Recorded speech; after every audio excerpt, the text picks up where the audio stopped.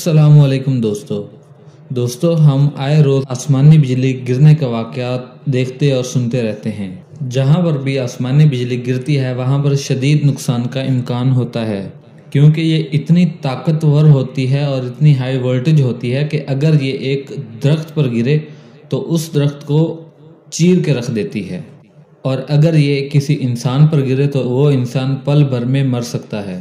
दोस्तों, ऐसा ही वाक़या पेश आया है अमेरिका के एक स्कूल में।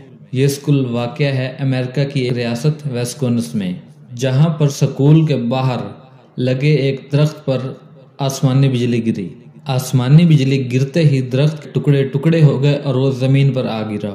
खुशकिस्मती से इसमें कोई जानी और माली नुकसान नहीं हुआ। स्कूल के प्रिंसिपल का कहना था कि अगर ये बिजली कुछ देर पहले गिरती तो इसमें काफ़ी ज़्यादा नुकसान हो जाना था, क्योंकि कुछ देर पहले बच्चे वहां पर खेल रहे थे।